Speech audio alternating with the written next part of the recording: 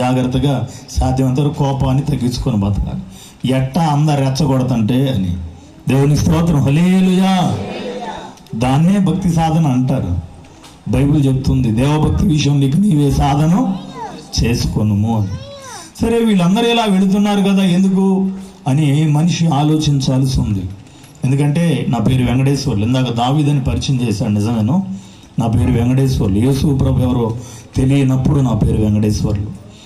ఇందాకలాగా మీరు పాట పాడుతూ కురిపించుము దేవా అని పెద్దగా పాట పాడుతూ చప్పట్లు కొడుతున్నప్పుడు, అది ఒకప్పుడు అలాంటి పాటలు కొన్ని వింటూ వీళ్ళకి పని బాట ఉన్నది, మైకులు పెట్టి మన ప్రాణం తీస్తుంటారని నేను చాలా దూరంగా శబ్దాంతరాల్లో బాకాలు వినపడుతుంటే వాళ్ళని దూషించేవాడిని.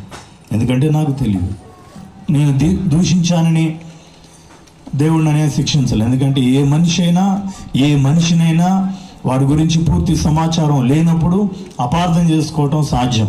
అంత మాత్రాన ద్వేషం కలిగి ఉండకూడదు. ఒకవేళ మనుషులు అలా ప్రవర్తించినా ద్వేషం కలిగి ఉండకూడదు. అట్లా అని దేవుడు కూడా అలా కోపగించుకునేవాడు కాదు. నాకు ఒక ఆలోచన వచ్చింది ఒకసారి, అప్పుడు ఆలోచించా. కొన్నిటిని మనం ఆలోచించకపోయినా పర్లా. ఇది ఇంత గోడ ఒకటి ఉంది, నేను ఇంకొద్దిగా చిన్నవాడిగా ఉన్నాను. రోజు నసరావుపేటలో ఫస్ట్ గేట్ దగ్గర, రైల్వే స్టేషన్ దగ్గర ఫస్ట్ గేట్ దగ్గర ఉంటుంది ఆ గోడ. నేను రోజు ఇలా నడుచుకుంటూ వెళ్ళేటప్పుడు అనుకునేవాడిని, ఈ గోడ అవతల అసలు ఏముందో చూద్దామని. కానీ అంత ఎత్తులేను కదా, అప్పుడు 8th 9th చదువుతున్నా. కాలం గడిచింది. ఆ తర్వాత నేను కొద్దిగా పెద్ద అయినాక, లేదా ఆర్టీసీ బస్సులో పోతాను, చూస్తే గోడ అవతల ఏం లేదు, తొమ్మిది చెట్లు తప్ప. అక్కడేముందో అని ఆలోచించాను. నేను ఇంకా 10 చదవాలా, ఇప్పుడు 6 కదా, 10 ఇప్పుడు చదవాలి, 4 ఏళ్ళు ఎట గడిచిపోతాయి అనిపించింది. 10 పోయి డిగ్రీ పోయి చాలా కాలం అయింది.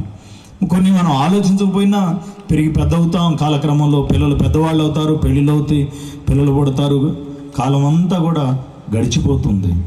ఇటేటిని మనం ఆలోచించటం, ఎక్కువ ఆలోచించి ప్రమాదానికి గురి కాకూడదు.